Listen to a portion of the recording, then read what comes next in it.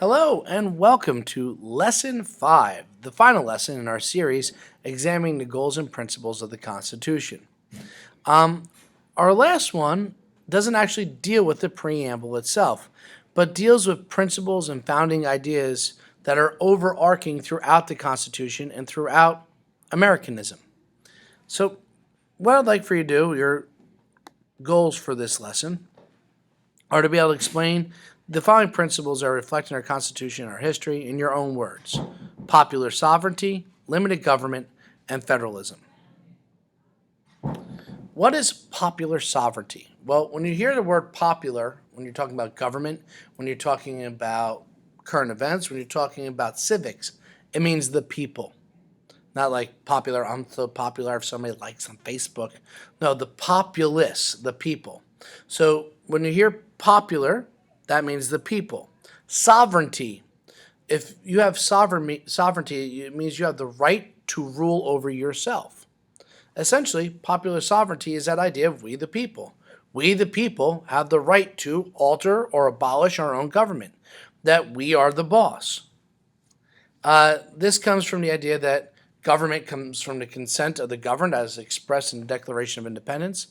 And if you look at our electoral process, that we can hire and fire our own leaders, that we have an election process to peacefully transition power if we feel that our government is not doing its job, but also in the First Amendment, our right to be able to freely express, to be informed with the press, to be able to rally and try to force our government and pressure our government to bring forth change if we're unhappy about it.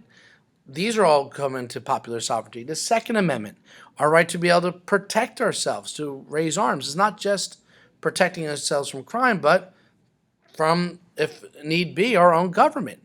Remember, our founders fought a revolution against their own government, which they felt was no longer meeting their needs, no longer protecting their rights. Popular sovereignty, we'll see, will be an overarching theme throughout our history and the discourse and debates that have shaped our politics in U.S. history, especially when we look at the U.S. Civil War. The Confederate States, the South, argued that with popular sovereignty, they had the right to break away from the Union. So you're going to hear this term popular sovereignty quite a bit as you study more and more of U.S. history. It's a good one to get down. The people have the right to rule themselves. The people have the right to alter their government, or if need be, abolish it. Limited government. Our founders wanted to make sure that the Constitution acted as a restraint to the government. We didn't want a government that was all powerful. We wanted to adhere to the ideas of the Magna Carta, that nobody is above the law. So with limited government, it's the idea that the federal government's powers are constrained to the Constitution. That if it's not within the Constitution, that the government can't do it. It's illegal.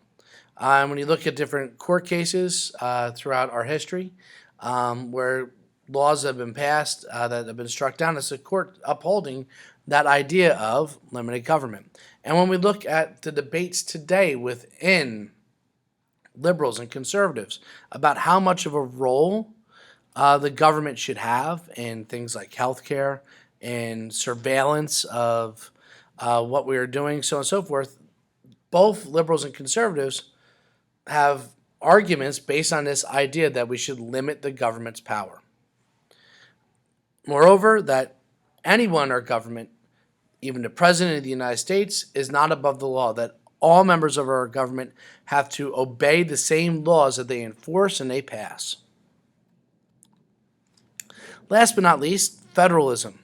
When we look especially in Article 4 of the Constitution, the idea that we have different levels of government that often act as mirrors to one another, that we have a federal government that deals with big issues like national affairs, running the military, coining money, foreign relations. It wouldn't make sense to have Governor Christie just negotiating on New Jersey's behalf with the leaders around the world. It wouldn't make sense for the mayor of the town to coordinate a military. Also, with federalism is that the Constitution trumps all other law. It's the supreme law of the land. That if a state law is in contrast to the Constitution, it is not legal.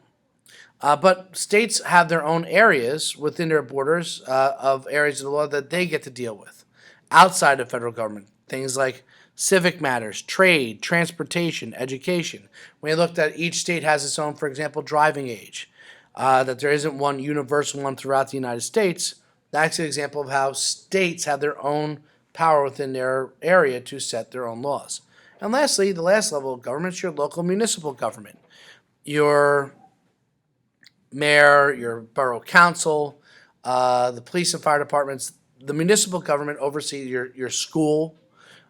Municipal local government sees those things. It wouldn't make sense for President Obama to be worrying about if your garbage is getting picked up or hiring people within your police department. Different levels of government in charge of their different areas. But if you look also, each of them are set up in very similar ways. The federal, state, and municipal governments each have their own branches. Each usually have an executive, a legislative, and judicial. It's a continuation of those things. So, your last question in our series is, in your own words, I'd like you to define the concepts we just talked about: popular sovereignty, limited government, and federalism. That concludes all of your lessons for the goals and principles of the Constitution. Thanks for doing such a great job on your questions and watching these videos. I look forward to your input in class. Have an outstanding day.